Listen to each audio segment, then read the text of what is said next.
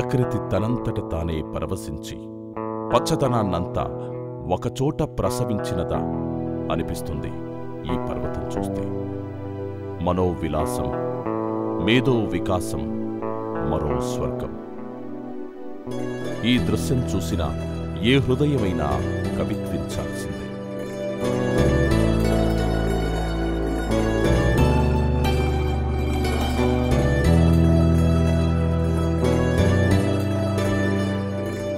ఒకనాటి రాజుల శౌర్యానికి, వారి శిల్పకళా ఔదార్యానికి, రాజరిక వ్యవస్థకి, రాతిని నేస్తం చేసుకున్న తీరుకి, యుద్ధ తంత్రానికి, ఇనుము యంత్రాలకి దర్పణంగా ఉన్న ఈ రామగిరి ఖిల్లా ప్రస్థానం రామాయణం నుండే మొదలైందనేది విశ్వాసం.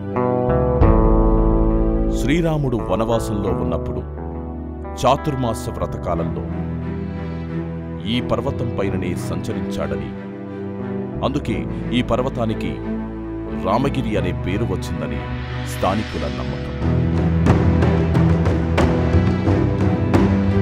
జనకతనయ స్నాన పుణ్యోదకేషు రామగిర్యాశ్రమేషు అనగా సీతాదేవి స్నానం చేసిన పుణ్యజలాలతో, చల్లని నీడనిచ్చే చెట్లతో రామగిరి పునీతమైనదని అర్థం. మహాకవి కాళిదాసు మేఘ సందేశంలోని మొట్టమొదటి శ్లోకంలోనే ఈ రామగిరి ఖిల్లాని అద్భుతంగా వర్ణించాడు. ఈ ఖిల్లా ఎంతోమంది మునులకు తపోవనం, ఎంతోమంది కవులకు స్ఫూర్తిదాయకం, ఎన్నో కళాఖండాలకు నిలయం, ఎన్నో వనమూలికలకు ఆశ్రమం. ఇక్కడికి చేరడం ఒక చారిత్రక ప్రయాణం, ఒక వైజ్ఞానిక ప్రయోగం, ఒక ఆహ్లాదకరమైన ప్రయోజనం.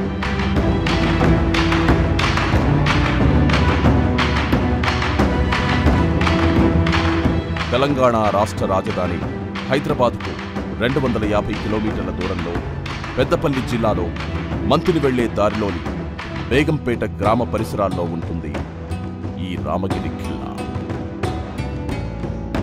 Indian revenue officer Pushkar Bhatnagar శాస్త్రీయ లెక్కల ప్రకారం ఇది 7090 సంవత్సరాల చరిత్రను సొంతం చేసుకున్న ప్రాంతం.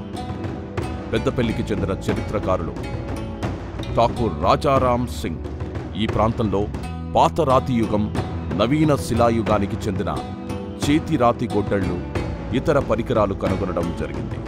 అపూర్వమైనటువంటి కొన్ని వందలాది రాతి పనిముట్లను వాళ్ళు సేకరించినారు. దాన్ని బట్టి మనకు అర్థమవుతుంది ఏంటంటే ఇది రాజులకే కోటలకు నిలమైనది కాదు. అంతకుముందు ఆదిమానవుల కాలం నుంచి దాదాపు ఒక 30 వేల సంవత్సరాల క్రితం నుంచి ఆదిమానవులు ఆ ప్రాంతంలో ఉన్నారని, ఆ తర్వాత అది మానవవాసంగా కొనసాగుతూ వచ్చిందని చెప్పడానికి అవకాశం ఉంది. రణశృంగాల హెచ్చరికలతో, గజాశ్వాల అరుపులతో, సైనికుల కవాతులతో, ఫిరంగుల మోతలతో నిత్యం ధ్వనింపబడిన రామగిరి ఖిల్లా ఎంతోమంది రాజుల కాంక్ష, ఎన్నో రాజ్యాల కళ, ఎన్నో సంవత్సరాల యుద్ధం. ఈ రామగిరి కోట అన్నది సౌత్ ఇండియాలో చాలా ఇంపార్టెంట్ కోటల్లో ఒకటి. ఈ కోట చాలా విస్తీర్ణమైన, చాలా కిలోమీటర్స్ ఏరియాలో ఉన్న ఒక కోట. స్టోన్ కన్స్ట్రక్షన్ ఇది. పెద్ద కోట కాబట్టి చాలా బుర్జులు ఉన్నాయి.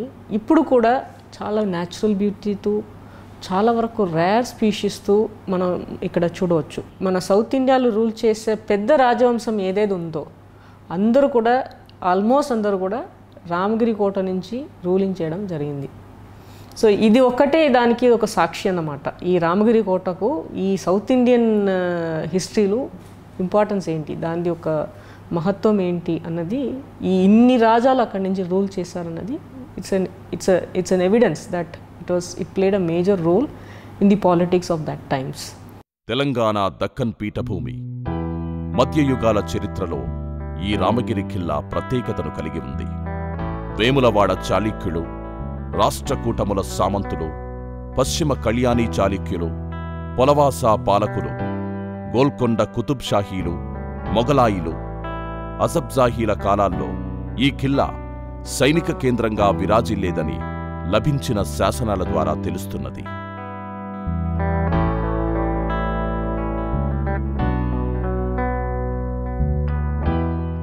రామగిరి ఖిల్లా దక్షిణ భారతదేశంలోనే పెద్దది అనబడుతున్న గోల్కొండ కోట కంటే విశాలమైనది. శత్రువు వ్యూహాలను, దాడులను సులభంగా కనిపెట్టి ఎదురు దాడితో విరుచుకుపడడానికి వీలుగా 679 మీటర్ల ఎత్తుతో నిర్మించిన శత్రు దుర్భేద్యమైన ఒక సైనిక క్షేత్రమిది.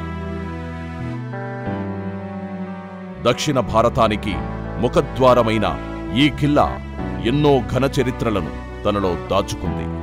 ఎన్నో జయాపజయాలను చరిత్ర శిలలపై నమోదు చేసుకుంది. ఎంతో మంది వీరులకు స్థావరమైంది.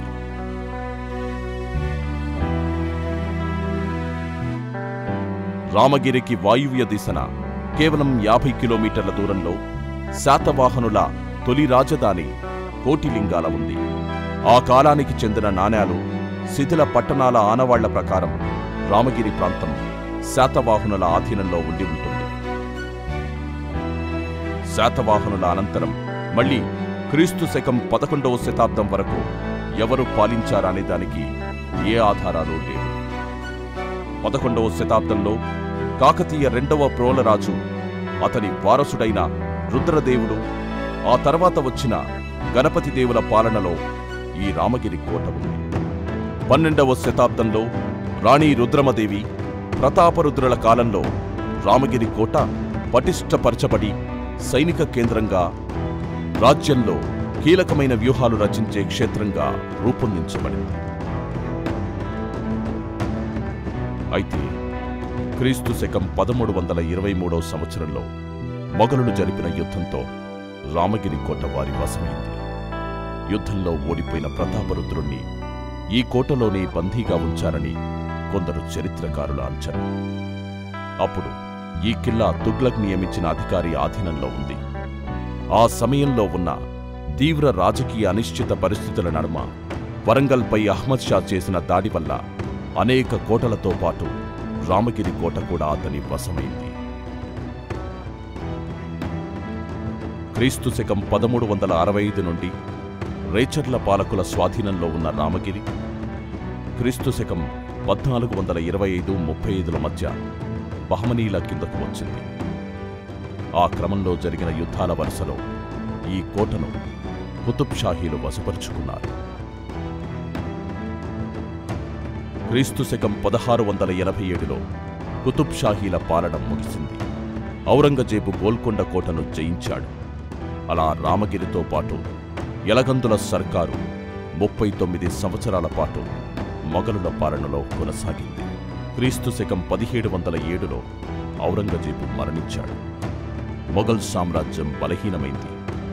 అప్పుడు 1724లో నిజాముల్ ముల్క్ అసఫ్జా ఈ ప్రాంత పాలకుడిగా ఉండి స్వతంత్రం ప్రకటించడంతో రామగిరి ఖిల్లా 1947వ సంవత్సరం వరకు అసఫ్జాహీల పాలనలో ఉంది.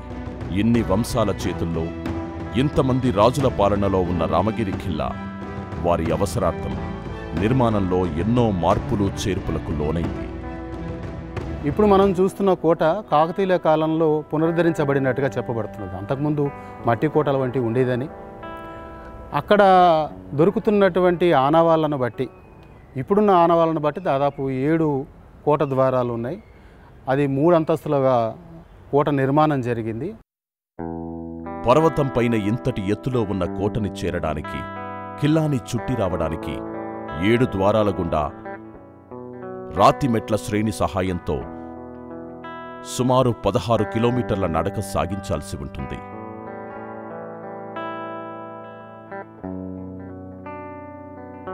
ఈ మెట్లు కాలు జారకుండా గుర్రాలు, ఏనుగులు ఎక్కడానికి అనువుగా రాతిని తొలిచారు.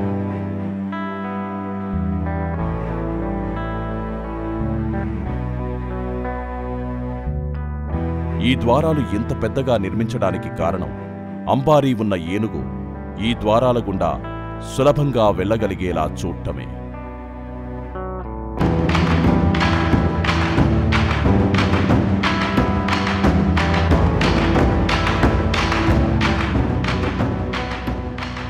హిందూ, ఇస్లామిక్ లక్షణాలతో కనిపించే ఈ ద్వారాలకు ఇరువైపున ఉన్న రాతిలో యుద్ధంలో గీంకరిస్తున్న ఏనుగులు, ఏనుగుల్ని కాళ్ల కింద నలిపివేస్తున్న సింహాల దృశ్యాలు చెక్కబడి కనిపిస్తున్నాయి.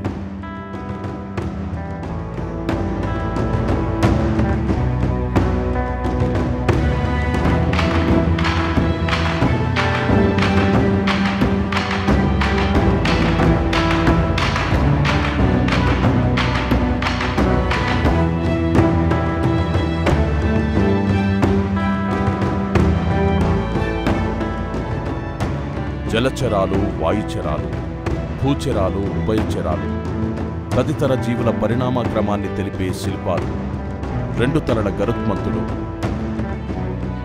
శంఖము, పద్మశంఖాలు కళాత్మకంగా చెక్కబడి కనిపిస్తున్నాయి.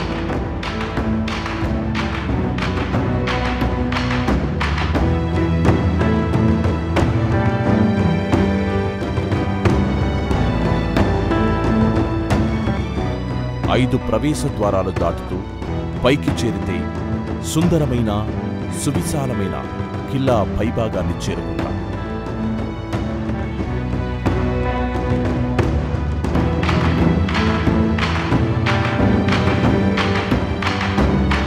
ఆ పైనున్న కిల్లాకు రక్షణగా పర్వతాన్ని చుడుతూ 3 కోటగోడలు రక్షణ వలయాలుగా ఉంటాయి. ఆ గోడల ఎత్తు 3 అడుగుల నుండి ఏకంగా 120 అడుగుల ఎత్తు వరకు ఉంటుంది.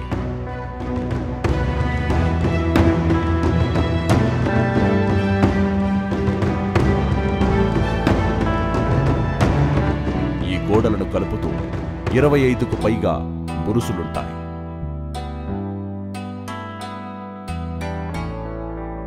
వీటిపై నుండి కిలోమీటర్ల మేర చుట్టుపక్కల పరిసరాన్ని గమనించవచ్చు. ఈ బురుసుల పరిమాణం, వీటి ఎత్తు, ఇవి చూపించే ప్రకృతి అందాలు, ఇక్కడ తాకే చల్లటి గాలులు మనస్సుకి హాయినిస్తూ అలసట తీరుస్తాయి.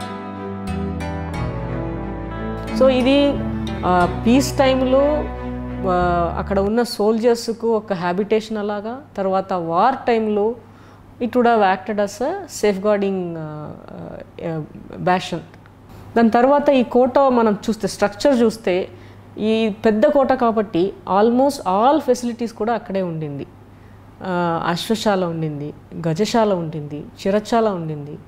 అది కాకుండా అదర్ ఫెసిలిటీస్ కూడా బావిలు, అక్కడ ఉన్న వాళ్ళకు నీళ్ళు ఆధారం కోసం బావిలు, చాలా వరకు బావిలు ఉన్నాయి.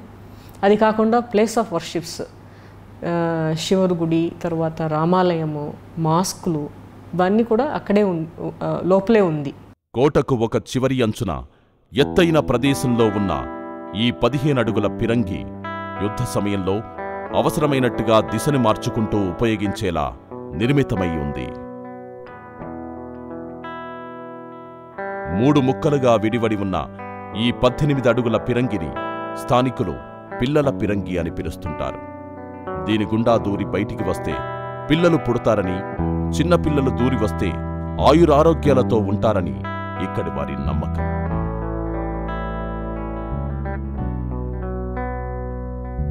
అతిపెద్ద ఏకశిలపై దర్బారు రూపంలో ఉన్న ఈ నిర్మాణాన్ని స్థానికులు మాధవ మండపం అంటున్నారు.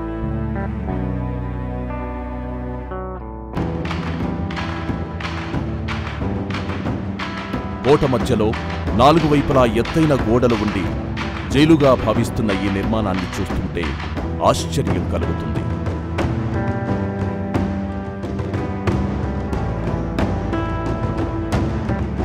ఇవి ముస్లింల సమాధులు. చనిపోయిన వారి కోసం దీర్ఘచతురస్రాకారపు రాతితో నిర్మించబడిన సమాధి ఉండి దాని పక్కనే వారికిష్టమైన వస్తువులతో మరొక సమాధిని నిర్మించినట్టుగా తెలుస్తున్నది. కొందరు స్వార్థపరులు గుప్త నిధుల కోసం వీటిని పెకిలించారు. ఈ కోటపై నీటి అవసరాల కోసం నిర్మించిన పసరుబావి, కేసరబావి, వనరుబావి, నల్లతీగల బావి, సీతమ్మ కొలను అంటూ మొత్తం 18కి పైగా బావులున్నాయి. ఇది సముద్ర జలపాతంగా పిలిచే చోటు. వేల సంవత్సరాలుగా నీటి ప్రవాహం పైనుండి కిందకు జారుతుండడంతో సహజమైన శిలలు ఈ అద్భుతమైన ఆకృతిని సంతరించుకున్నాయి.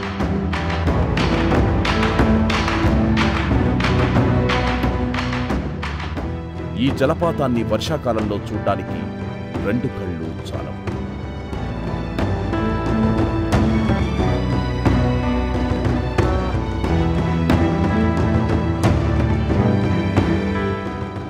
రెండు 200కు పైగా అమూల్యమైన వనమూలికలు, అరుదైన వృక్షజాతులు ఉన్న ఈ ఖిల్లా ఆయుర్వేద వైద్యులకు ఓ ప్రయోగశాల, వృక్షశాస్త్ర విద్యార్థులకు ఓ గ్రంథాలయమని చెప్పొచ్చు.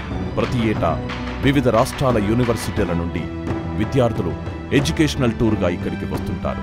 కనుకే కేంద్ర ప్రభుత్వం ఈ ఖిల్లాని ఆయుర్వేద కేంద్రం చేయాలనుకుంది. రామగిరి ఖిలా రామవారి ఉన్నారో దాని ముందట ఉన్న ఒక గుహ లోపల శివాలయాన్ని నిర్మించుకొని అందులోనే తపస్సు చేసుకుంటూ సీతారామలు శివభక్తిలో పునీతులయ్యారు. రామగిరి పర్వత కొనకు 2 గుహలున్నాయి. ఒక గుహలో సీతారాములు మరియు లక్ష్మణాంజనేయ విగ్రహాలున్నాయి. మరో గుహలో శివలింగం ఉంది. శ్రావణ మాసంలో భక్తులు ఇక్కడి దైవాల్ని దర్శించుకొని ప్రకృతిలో సేద తీరడానికి ఎక్కువగా వస్తుంటారు.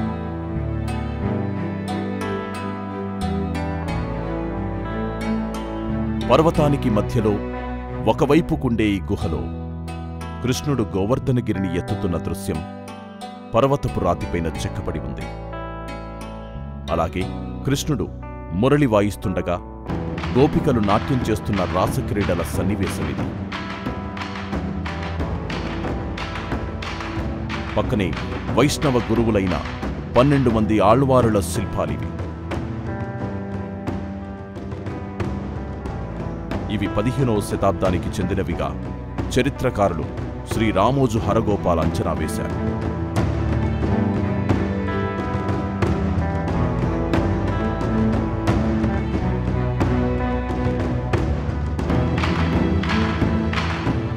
అయితే వీటి పక్కనే ఉన్న అతి విలువైన ఈ శాసనంలో ఏమి చెప్పబడి ఉంది అనే విషయాన్ని పురావస్తు శాఖ మరియు చరిత్రకారులు ఛేదించాల్సి ఉంది. స్వపరిపాలనలో తెలంగాణ టూరిజం ఈ రత్నగర్భ రామగిరి ఖిల్లాను చరిత్ర వారసులమైన మనకు మరింత చేరువ చేయాలని నడుం కట్టింది. ఖిల్లా యొక్క మహోన్నత చరిత్రను, అద్భుత శిల్పకళను, ప్రకృతి రమణీయతను పరిచయం చేయాలని ప్రతిజ్ఞ పూరింది. చరిత్రను తెలుసుకోవడమంటే భవిష్యత్తును నిర్మించుకోవడమే. అలాంటి చరిత్రను ఇంకా మన కోసం దాచి ఉంచింది రామగిరి కోట.